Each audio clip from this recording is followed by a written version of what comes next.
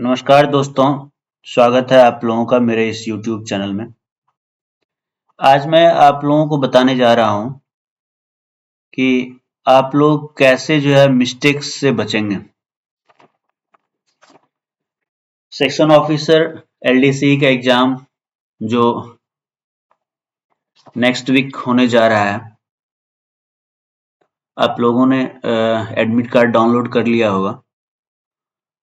तो मैं आप लोगों को बता रहा हूँ कि आप कौन-कौन सी सावधानियां बरतेंगे ड्यूरिंग एग्जामिनेशन।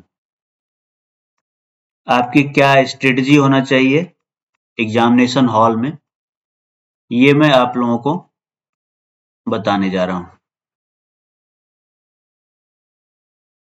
सबसे पहले तो आप जो आपका आंसर शीट है, आंसर शीट को अच्छे तरीके से भरेंगे, फिलअप करेंगे। उसमें ऊपर से ऐसे रहता है, सेंटर रहता है, सेंटर आप लिख देंगे दिल्ली 08, ऐसे एग्जामिनेशन हॉल में आपको बताया जाएगा। जो इन्विजिलेटर होते हैं वो आपको बताएंगे। इधर सब्जेक्ट लिखा होता है, नीचे आपको सब्जेक्ट लिखना है शॉर्ट में, जैसा बताएंगे। जीएस पेपर 1, जीएस पेपर 2, क्योंकि बड़ा सा नाम है सब्जेक्ट का। तो इसके बाद बुकलेट सीरीज लिखा होता है, बुकलेट सीरीज। इसमें ABCD जो भी है वो आप भरेंगे। और नीचे जो है गोला लगाने के लिए भी रहता है, ऐसे बुकलेट सीरीज होता है, नीचे गोला लगाने के लिए होता है, A, B, C और D। तो आपका जो भी रहेगा उसको आप गोला लगाएंगे बुकलेट सीरीज में। फिर सब्जेक्ट कोड होता है, तो सब्जेक्ट कोड जो है वो आप लिखेंगे पेपर 1, पेपर 2, 3, 1, 2, 3 होता है, तो 01 या 02 या 03। फर्स्ट पेपर में 01 लिखेंगे, सेकंड में 02 और थर्ड में 03, जो नोटिंग ड्राफ्टिंग का पेपर। और फिर रोल नंबर के लिए जो है आपको रोल नंबर के लिए ऐसे जगह रहेगा, रोल नंबर के लिए ऐसे स्पेस बना रहेगा। आप इसको काउंट कर लीजिएगा, आपका जो रोल नंबर है वो उतना ही डिजिट का है या नहीं, वो देख लीजिएगा। और नीचे जो है ये इस तरह से गोला रहता है, इसको भरना होता है। ऊपर आप जो भी भरे हैं, जो भी डिजिट है, जैसे 0 है तो 0 वाले गोला को जो है आप ये करेंगे। यदि 1 है तो यहाँ 0 होगा, ये 1 होगा, तो 1 वाले को भरना है। यदि 2 है तो 0, 1, 2, तो आप इसको फिलअप करेंगे। इस तरह से मैं आपको बताऊंगा आगे भी। तो ये बहुत इम्पोर्टेंट है, इसलिए मैं आपको बता रहा हूँ कि यदि आप answer sheet booklet answer booklet भरने में गलतियां किए तो प्रॉब्लम होगा। दूसरा अटेंडेंस सीट, अटेंडेंस सीट भी बहुत महत्वपूर्ण है। अटेंडेंस सीट अच्छे तरीके से भरें, उसमें question booklet number, answer booklet number वगैरह रहता है, सीरीज नंबर रहता है, तो उसको सावधानी से भरें, अपना ही भरें, दूसरे का ना भरें, ये ध्यान रखने की जरूरत है। अब मैं आपको बताता हूं कि स्ट्रेटजी आपकी क्या होनी चाहिए। पेपर 1 और पेपर 2, इसके लिए आपका एक ही स्ट्रेटजी होना चाहिए, क्योंकि पेपर 1 और 2 जो है वो ऑब्जेक्टिव है, ये सबको पता है। दोनों में 120 क्वेश्चन होंगे जो कि 150 मार्क्स के होते हैं। तो 120 क्वेश्चन के लिए आपको 120 मिनट का टाइम भी रहता है, मीन्स 2 आवर्स।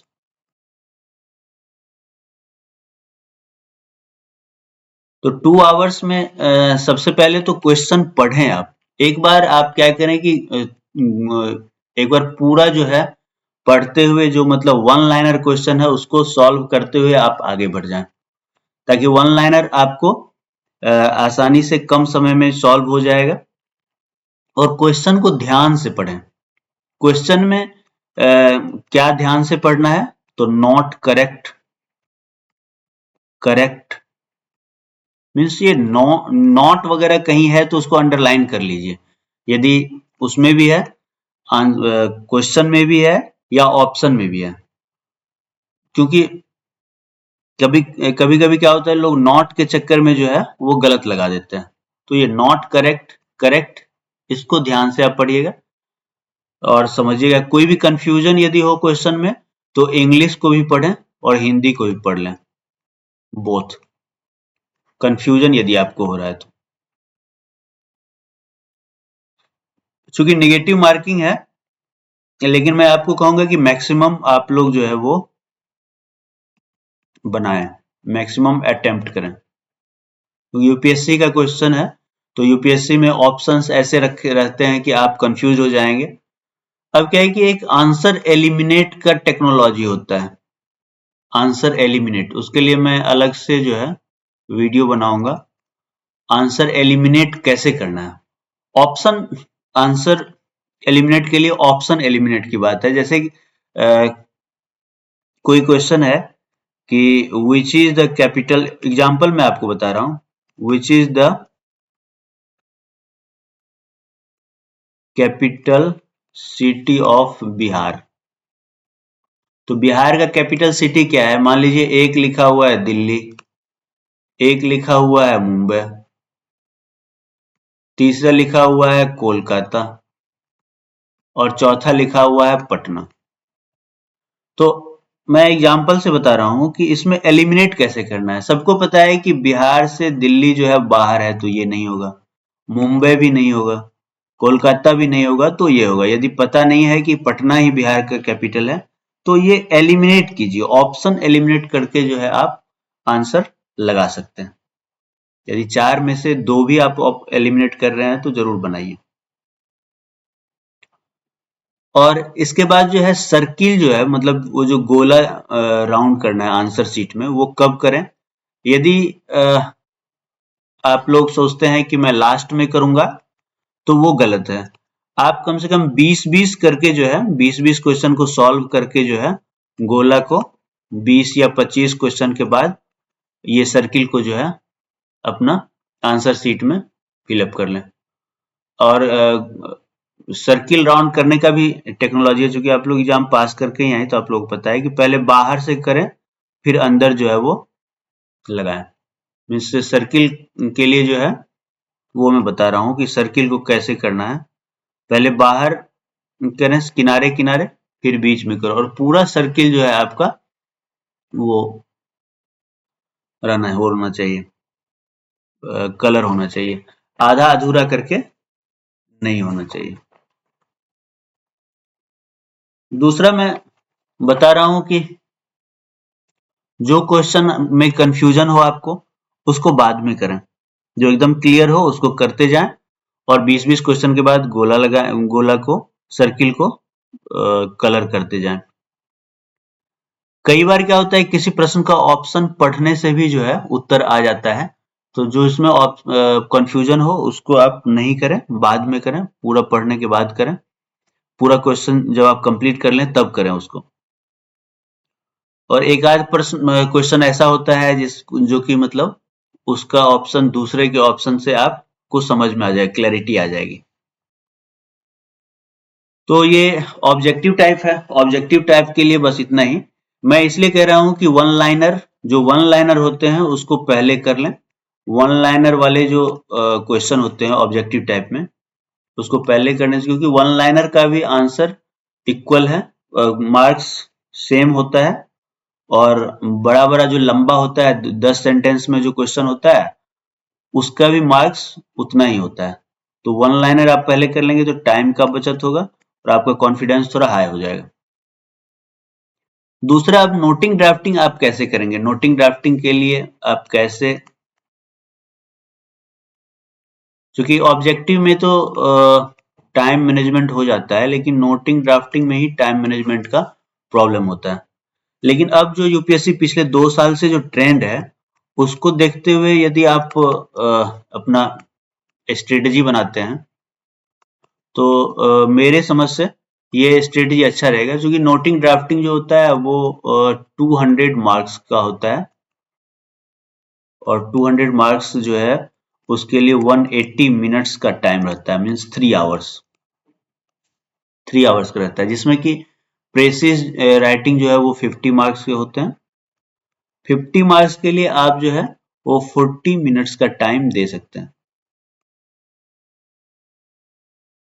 40 मिनट्स का टाइम देंगे। आजकल क्या है कि एक क्वेश्चन जो है एक नोटिंग करके जो है नोट लिखने के लिए आता है, जो कि मतलब 40 मार्क्स का होता है। पिछले 2 साल से जो ट्रेंड है उसके आधार पर इसमें आप 30 मिनट्स का टाइम दीजिए।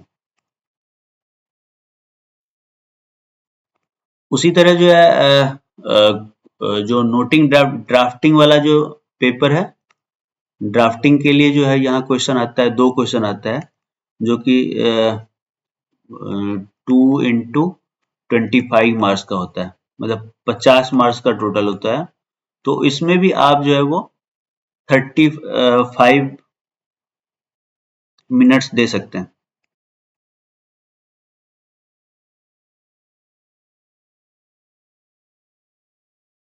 और बाकी जो है वो ड्राफ्टिंग का ये रहता है, छोटा क्वेश्चन होता है, जो कि मतलब 50 40 90 हो गया, 90 140 60 नंबर का होता है, जो कि 4 क्वेश्चन होता है 15 मार्क्स का, टोटल 60 मार्क्स के होते हैं।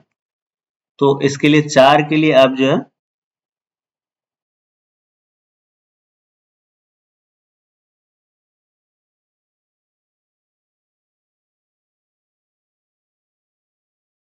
4 के लिए आप 70 30 105 मिनट है आपके पास, 75 मिनट का टाइम बच गया।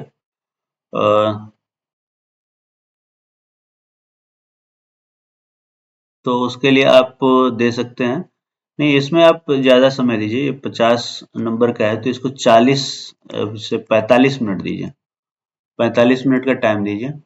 45 मिनट का टाइम इसमें देते हैं तो आपको 70 40 115 मिनट हो गया। 115 के बाद जो है आपको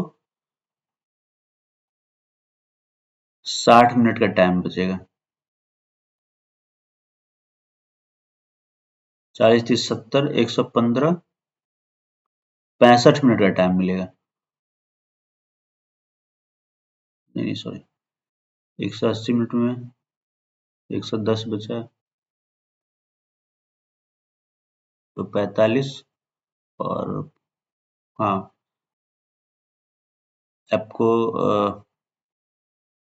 इसमें आप दे सकते हैं, मतलब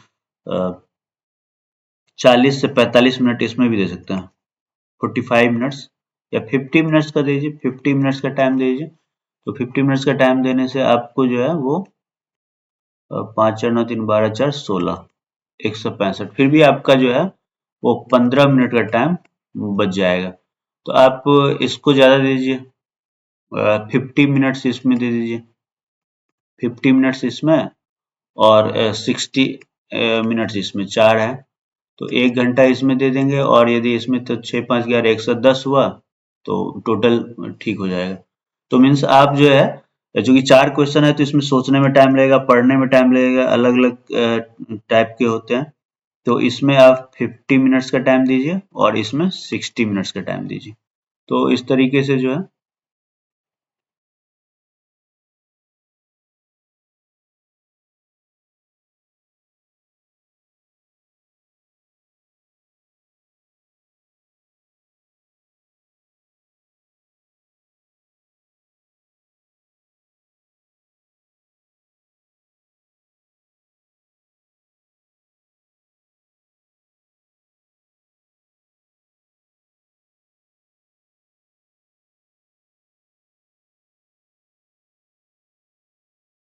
तो आप इसमें 50 मिनट्स का टाइम दीजिए और इसमें 60 मिनट्स का दीजिए। तो टोटल 6 5 11 3 14 4 18 180 मिनट का टाइम है, जो टोटल हो जाएगा।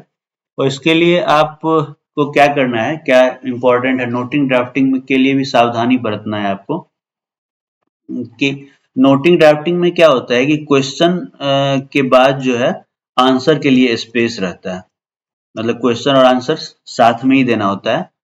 तो मतलब कई बार लोग गलतियां कर बैठते हैं कि एक क्वेश्चन का आंसर जो है दूसरे के स्पेस में देता है। तो यदि यहाँ क्वेश्चन 1 है, तो क्वेश्चन 1 यहाँ लिखा होता है, फिर जो है यहाँ स्पेस होता है आंसर का। तो आंसर के स्पेस में क्वेश्चन 1 का ही आंसर लिखे, क्योंकि मेरा एक फ्रेंड जो है वो गलती कर दिया था इस तरह से, तो उसको फिर प्रॉब्लम आ गया था। बाद में पता चला कि वो दूसरे का आंसर जो है इसमें उसने मतलब भर दिया, तो बाद में काट के जो है फिर से बनाया। तो स्पेस भी बहुत कम होता है, तो स्पेस का सबसे बड़ा इशू होता है। तो सबसे पहले तो आपको पता होना चाहिए कि जो ये है, जो आपका क्वेश्चंस है नोटिंग ड्राफ्टिंग का, वो इसमें रहता भी है, आंसर शीट में भी रहता है, और एक उसके साथ चिपका रहता है। तो उसको डिटैच कर लें, क्योंकि फिर बार बार आपको पढ़ने में जो है दिक्कत नहीं आएगी। तो डिटैच करके फिर उससे करें।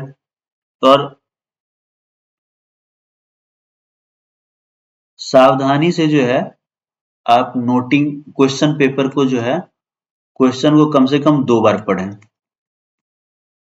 क्वेश्चन यदि 2 बार पढ़ेंगे तो समझ में आ जाएगा कि इसमें क्या करना है, और पढ़ते हुए ही जो है आप उसमें देख लें कि आपको क्या बनाना है, ओएम बनाना है या नोटिफिकेशन इशू करना है या मतलब टीओ लेटर करना है। तो ये सब चीज ध्यान में रखना है। नोटिंग का जो है एक बड़ा सा एनालिसिस का होता है, तो उसका भी ध्यान रखना है। टाइम मैनेजमेंट बहुत ही इंपॉर्टेंट है, जो मैं आपको बताया। सबसे पहले आपको नोटिंग ड्राफ्टिंग में टाइम मैनेजमेंट ही मैंने बताया। कई बार क्या होता है कि लोग प्रेसिज राइटिंग करते करते जो है काफी टाइम हो जाता है, मतलब ये 40 मिनट्स जो है ये आपका 1 घंटा हो जाता है। तो इस पे थोड़ा सा ध्यान रखना है आपको। प्रेसिज राइटिंग सबसे पहले, लेकिन प्रेसिव राइटिंग ही करें। प्रेसिव राइटिंग के बाद ये नोटिंग करें। जो बड़ा वाला है वो ज्यादा पहले करें, क्योंकि जब आप छोटा छोटा करेंगे, ये 15 मार्क्स वाला यदि करेंगे तो इसमें ज्यादा टाइम शुरू में लग जाएगा, तो फिर ज्यादा नंबर वाला छूट जाएगा।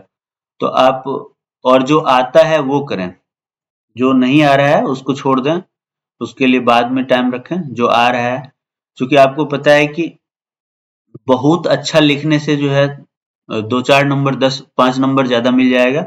लेकिन आप यदि डीओ लेटर का जो वो प्रोफॉर्मा है, प्रोफॉर्मा पे ध्यान दें। मैं इससे पहले बनाया था एक वीडियो, शॉर्ट वीडियो, उसमें बताया था कि प्रोफॉर्मा पे ध्यान दें। जो डीओ लेटर है या मतलब ओएम है या लेटर है, इसका सही प्रोफॉर्मा आप भरें। बाकी तो जो लिखना है वो तो थोड़ा बहुत कम ज्यादा हो ही जाएगा, तो प्रोफॉर्मा से भी आपको मार्क्स मिल जाएंगे। तो आज के लिए बस इतना ही। आप लोगों को बेस्ट ऑफ लक, और घबराइए नहीं, एग्जाम में घबराना नहीं है। अब आपने जो तैयारी किया है बस उसको बार बार लिखने का प्रैक्टिस कीजिए, ताकि डीओ लेटर, ओएम लेटर, इसके प्रोफॉर्मा में आप गलती ना करें। और कोशिश करें कि लिखने का ज्यादा ज्यादा प्रैक्टिस करें। पिछला जो 5 साल का जो क्वेश्चन है, उस क्वेश्चन पेपर को जो है आप लोग नोटिंग ड्राफ्टिंग का खास करके बैठ के जो है एक सीटिंग में बनाए। आप देखिए क्या गलती करते हैं, और वो गलती आप एग्जाम में नहीं दोहराएंगे। यदि आप यहाँ प्रैक्टिस कर लेते हैं, मॉक टेस्ट कर लेते हैं, तो मॉक टेस्ट जो है बहुत इम्पोर्टेंट है।